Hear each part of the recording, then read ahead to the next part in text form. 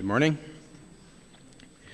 Our reading this morning is from the New Testament, in the book of Luke, chapter 18, verse 31 to verse 34. Luke 18, 31 to 34. Jesus took the 12 aside and told them, "We are going up to Jerusalem, and everything that is written by the prophets about the Son of Man will be fulfilled. He will be delivered over to the Gentiles. They will mock him, insult him, and spit on him. They will flog him and kill him. On the third day, he will rise again." The disciples did not understand any of this. Its meaning was hidden from them, and they did not know what he was talking about.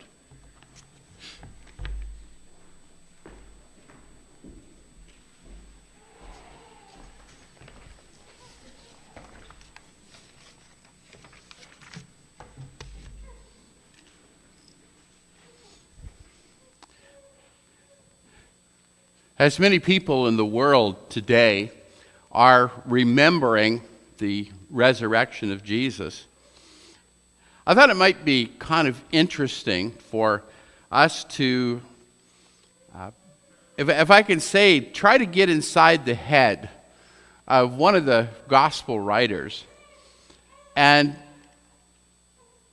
understand what he might have gone through. Gospel, Matthew, Mark, Luke, and John, one of the three what are called synoptic gospels, that is that Matthew, Mark, and Luke share so many stories and information together, and John complements or supplements that with a very grand view of Jesus. Luke was not one of the apostles. In fact, as I thought about this, I wondered, would you consider him a second or third generation Christian?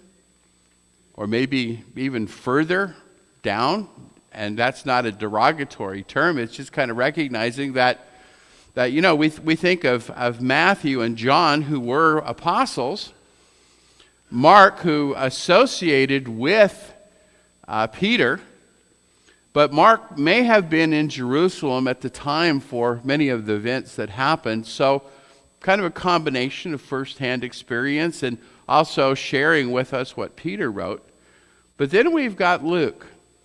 Paul refers to, one of the translations refers to him as the dear and beloved physician. We find Luke to be interesting because he is a man who would have been very well educated in the first century.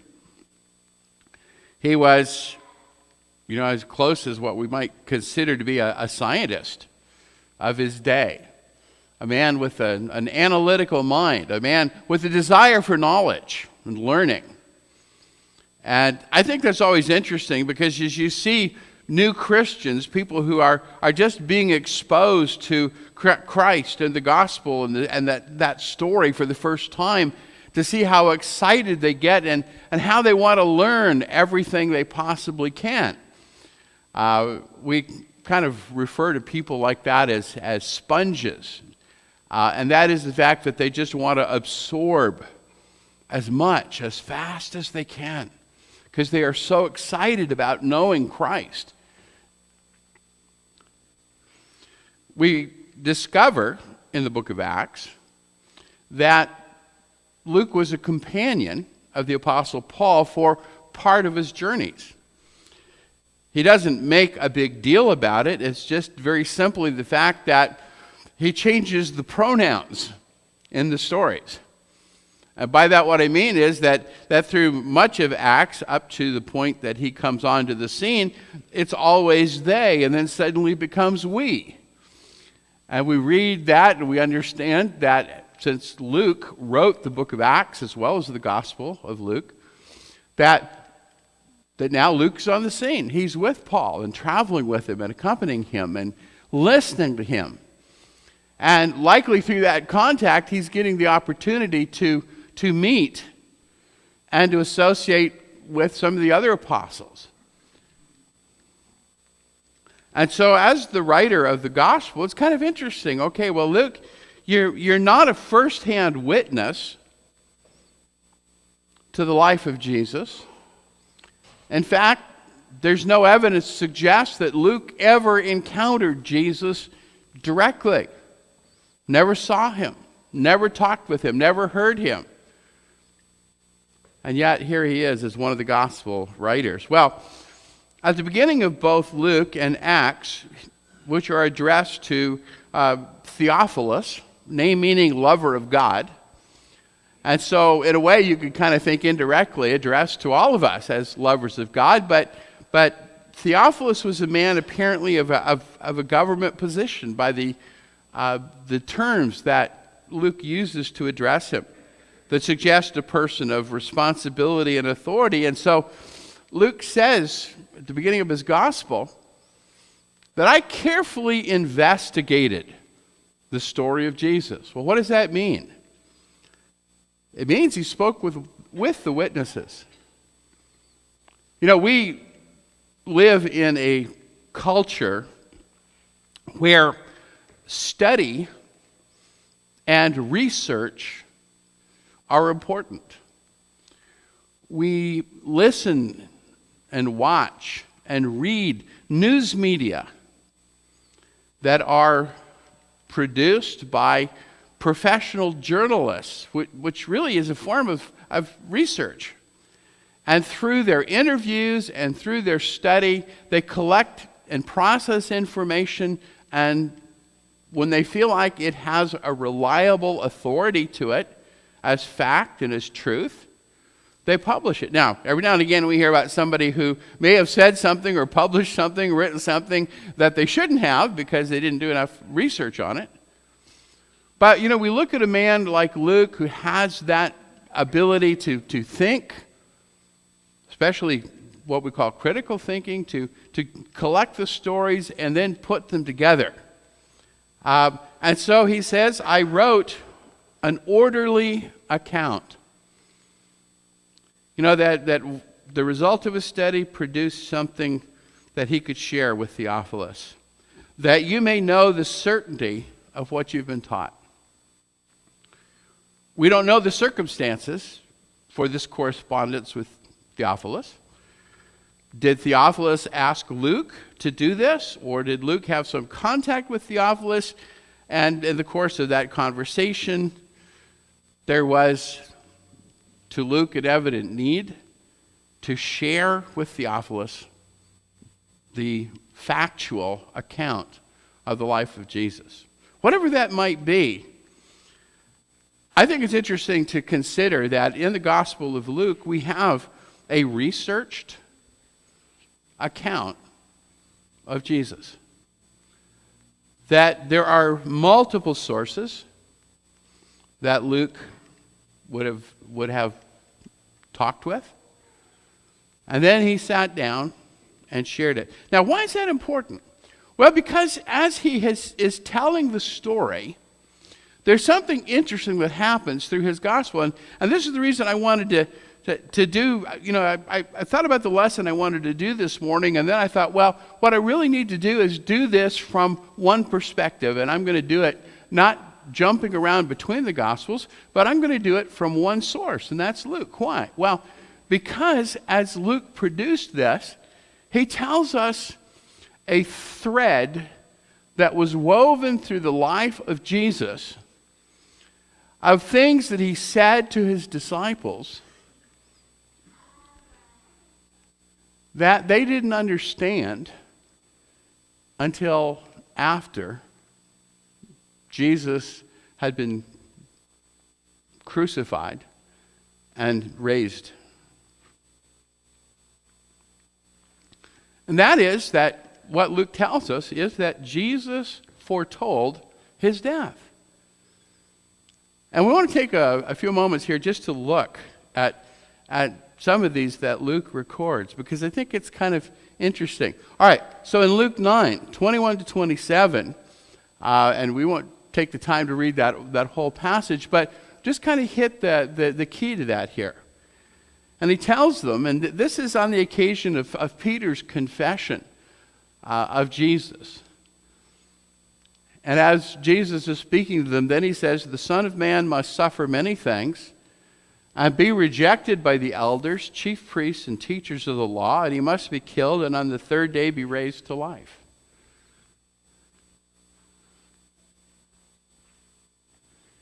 Now, for a moment, I want you to think about what it would be like to be one of those people with Jesus, one of those disciples, as you're listening to that. Jesus, using that almost third person as we sometimes have with people as they have been diagnosed with a very serious illness, as they may share with us privately that they're going to die.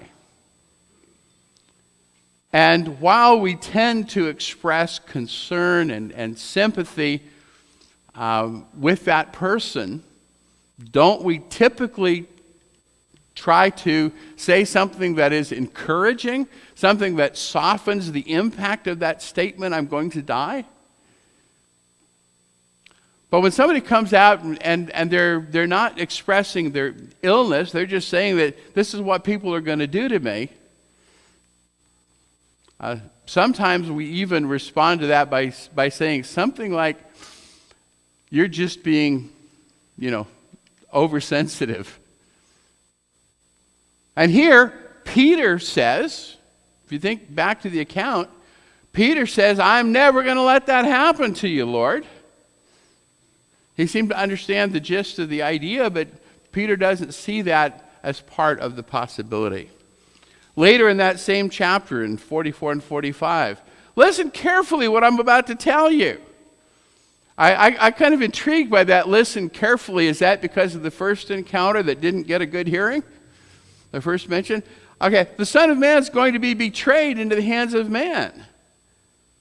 But notice what it says. They did not understand what this meant. It was hidden from them so that they might not grasp it. And they were afraid to ask him about it.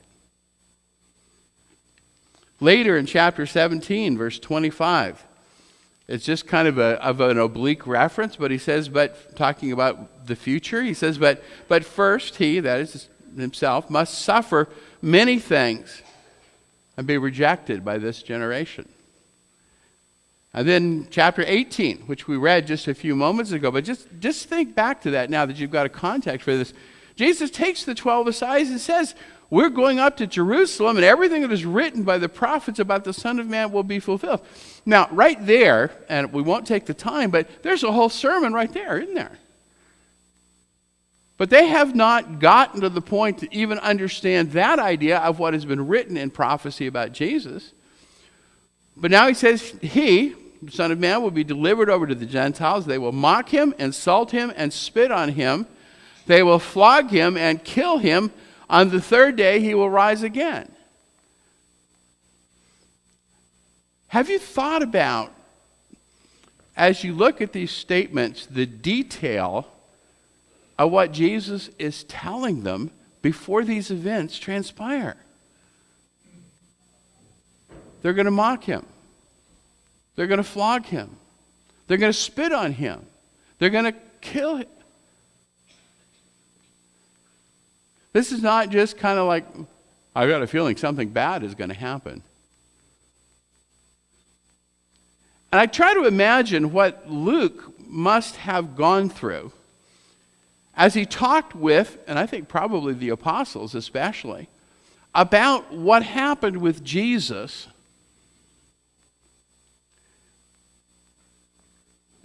and as the story unfolded of how much he tried to prepare them for these events that would happen at the end of his ministry and his life. The details. One of the things we often talk about, and we need to kind of, I think one of the wonderful things about studying the Old Testament prophets is that before God acted in history, he would announce through his prophets what he's going to do. And often that would be a very specific revelation. So then when it happened, then prophets would come afterward and say to his people, this is what I said I was going to do, this is what I have done. And Jesus is doing the same thing with his apostles, but the trouble is the apostles are not able to catch on. They're not able to understand. They just can't even begin to fathom what it is that Jesus is saying. And yet later, when Luke talks to them, they've got that, yeah, he did tell us. We just didn't pay attention. So after his death, now Luke kind of reinforces these warnings that Jesus has given to his disciples. One of the interesting ones is when the women come to the tomb and encounter the angels. And the angels say, "Why do you look for the living among the dead? He's not here. He has risen. Remember how he told you while he was still with you in Galilee, the Son of Man must be delivered into the hands of sinful men, be crucified, and on the third day be raised again?" Then they remembered his words. But in the whole time of the arrest, the trial, the execution, and the initial time of the burial, nobody seems to have remembered what Jesus so carefully and so specifically told them. Don't you remember? Oh. You ever have the experience you're talking with somebody and they've totally forgotten? Happens with me sometimes. Diana and I will be talking, and Diana will say, "Don't you remember this?" And I say, "No." And I'm like, "Oh, no." And then she'll say something, and we'll kind of like, something then will jog. Oh, yeah, I forgot. I had forgotten. Well, there are a lot of things that happen in our lives that are not major memories, shall we say. But don't you think that if Jesus tells his disciples he's going to be arrested, he's going to be tried, he's going to be executed, and he's going to rise on the third day, that when the other events happen, that when you get to the third day, you're going to be looking for it to happen? And they're not. They're missing it. Luke tells us the story, a wonderful story, about a couple of disciples, one of them named Clopas, that are traveling away from Jerusalem on the road to Jericho. And they're dejected because of what's happened with Jesus, and he's dead, and and Jesus appears to them as a fellow traveler. They don't recognize him right away. But as they're traveling along and talking, and they're expressing their disappointment, and then finally Jesus says, "How foolish you are, and how slow of heart to believe all that the prophets have spoken." Now, there's an important part of this, is that when Jesus made these prophecies, when he told what was going to happen, is he was expressing and sharing what was the story that had been told in the Old Testament of what would happen. That's why he refers to the prophets here. This was not something totally out of the blue. But did not the Christ have to suffer these things and then enter his glory? And so beginning with Moses and all the prophets, he explained to them what was said in all the scriptures concerning himself. After all that teaching that he had done through his ministry, there's finally, and we joke about the aha moment, and you know how that goes, that there's a point in a lesson sometimes where we're a little fuzzy, we don't quite understand, things do not come together, and then something is said, and all of the pieces start to come.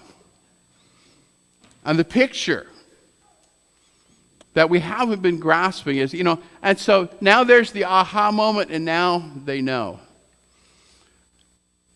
But what amazes me, and I think must have amazed Luke as he was writing this, is the specific detail. That it was not simply a prediction. Like I said a minute ago, Jesus just didn't say to the disciples, well, there's something bad going to happen to me some point ahead. But he came down and actually talked specific details, which shows you that these events, and there's an important idea here, is that they were foreknown. Sometimes people, look at it this way, all right? You pick up the paper, I don't know if there's a paper tomorrow, but you pick up the paper Tuesday, you look at the stock market section, and you want to try to, predict which stock is going to just jump, and so you can buy it and make a lot of money real fast, right? Not a good plan. Why? Because there's no way we can know.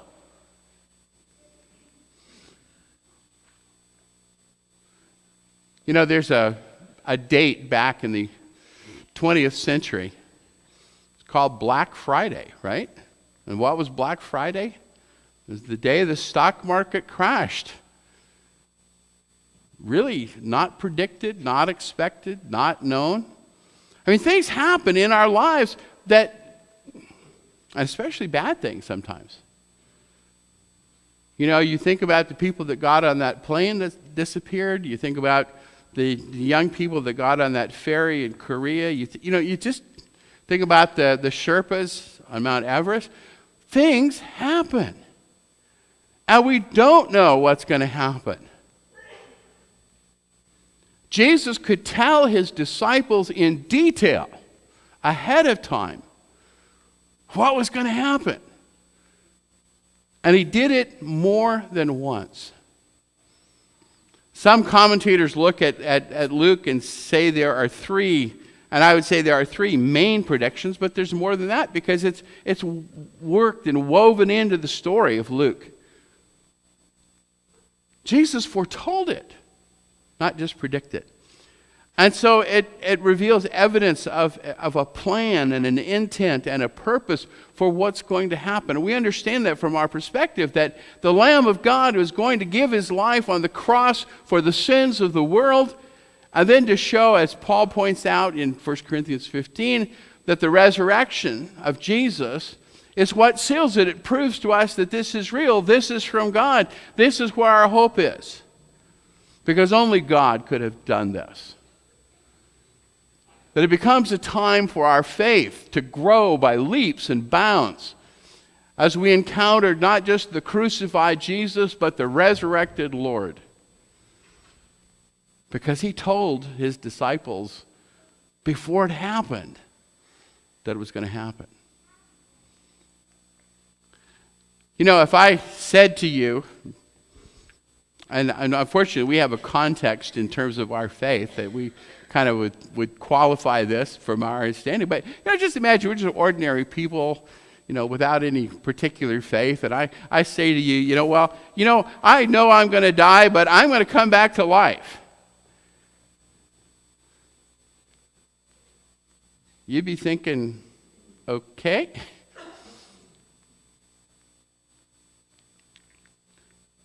Because you wouldn't see that within the realm of your possibilities, would you?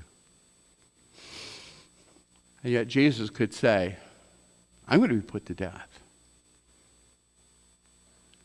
But on the third day, I'm going to be back. I'm going to be raised from the dead. One of the things that I find really interesting as I look at this is that, do you think the expression the third day ever had the same meaning for the disciples? Isn't it incredible to think about it? That whenever anybody used that expression, the third day, that would represent to them the embodiment of the hopes of our faith. That Christ died on the cross and on the third day was raised from the dead. The significance of that is such that for the early church, we understand that Jesus would have been put to death on the day before the Sabbath, which would have been a Friday, which is day one in the reckoning. He was in the tomb on Saturday, which is day two, and that he rose from the dead on what would have been known as the day of the sun, the first day of the week. The early church called it the Lord's Day because they laid claim to the power of the resurrection from the risen Lord. We're going to sing a song right now that reflects that hope, celebrates that faith, rejoices that Jesus was raised from the dead. Maybe if you're not a Christian yet, we want to encourage you to really think about what your relationship with God is and to focus on that central and key idea.